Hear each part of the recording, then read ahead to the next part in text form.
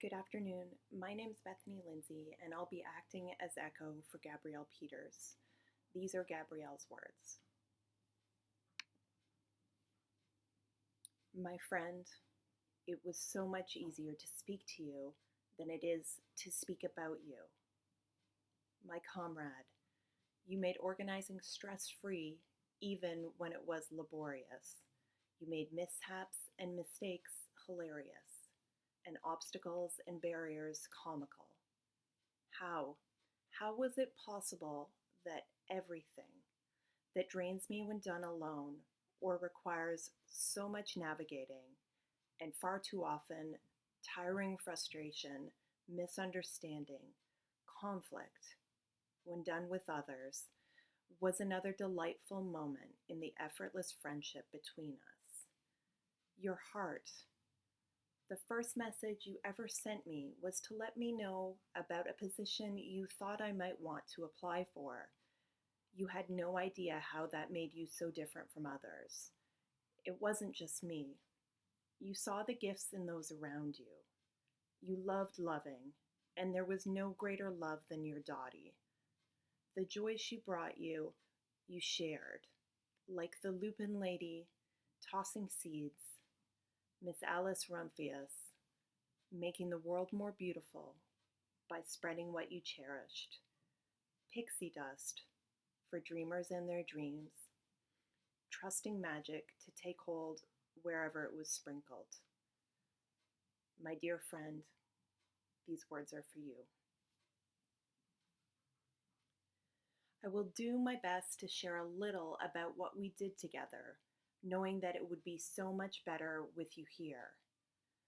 My friends of my friend, the cherished Dottie, her beloved family. I can't ever remember feeling as inadequate as I do right now, trying to pay tribute and celebrate someone with a heart as large and spirit as infectious as Arley's. Barbara Crooker said, "Grief is a river you wade in until you get to the other side." But I am here, stuck in the middle, water parting around my ankles, moving downstream over the flat rocks.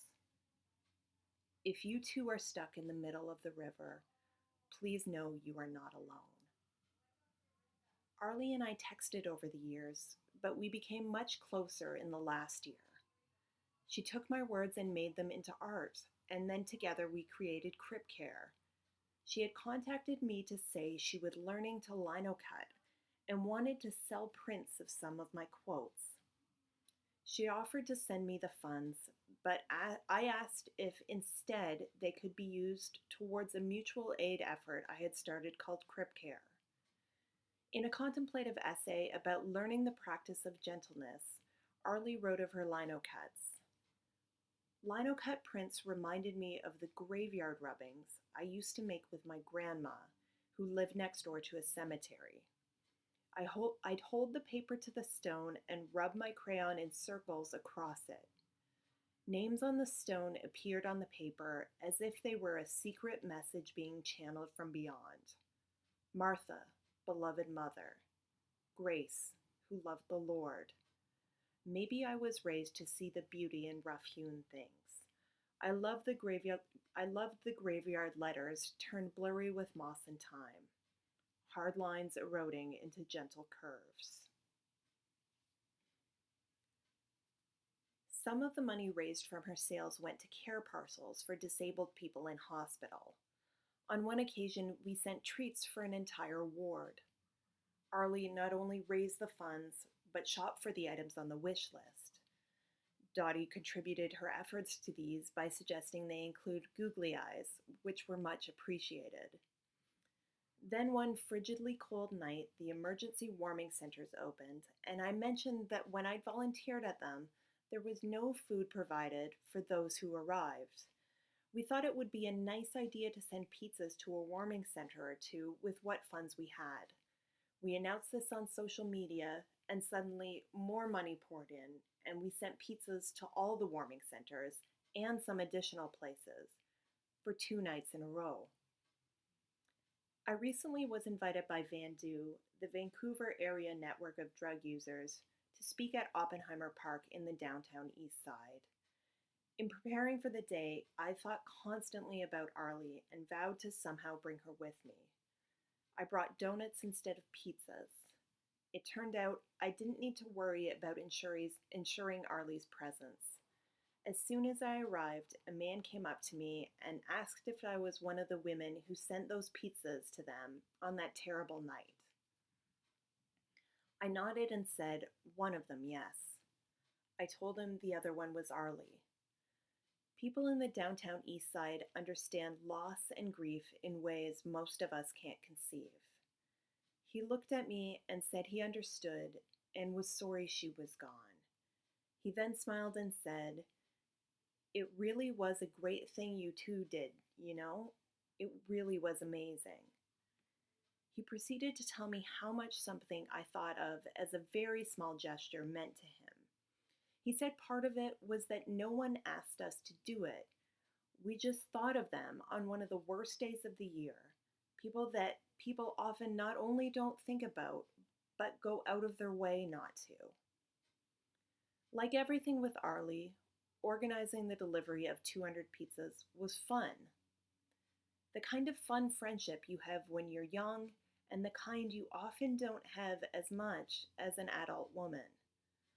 There was mutual respect and shared politics, values, and motivations, but it was also that we both cared about some things deeply and other things not at all, and our choices aligned perfectly.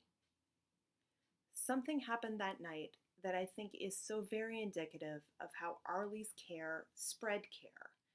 It was never simple addition with Arley. Around her, love grew exponentially.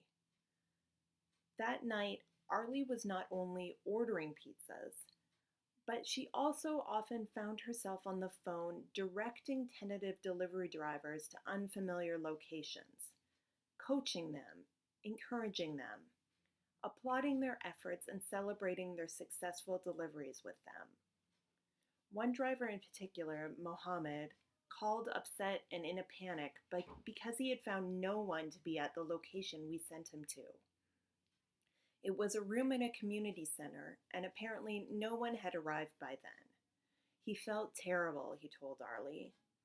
She reassured him that she understood and that she wasn't angry or upset. Arley understood intuitively that in that moment, the care she needed to deliver was to him. Justice was not a slogan or speech to Arley. It was how you handled that moment. But there are so many pizzas. This is such a big order.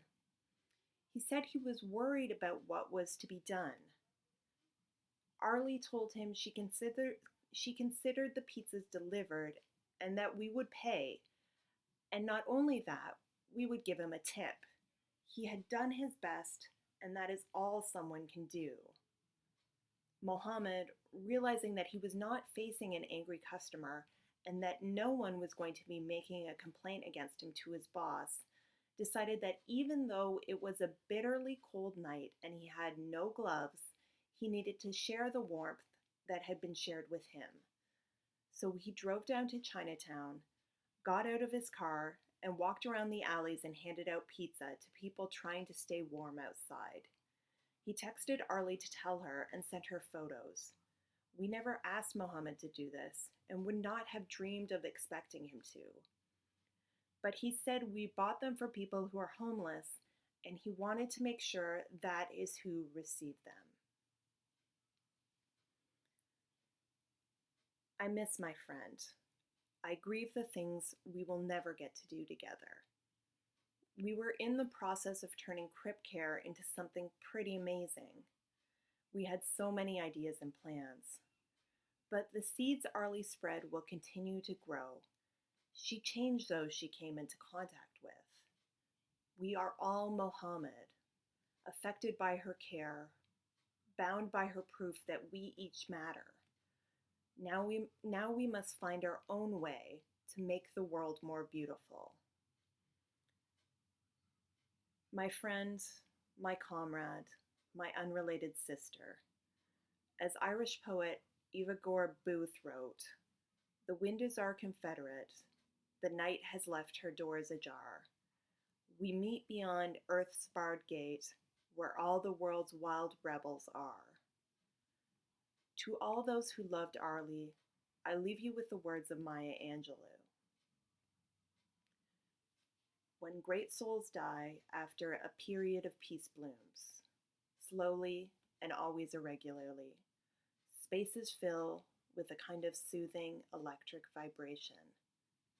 Our senses restored never to be the same, whisper to us, they existed, they existed. We can be and be better, for they existed.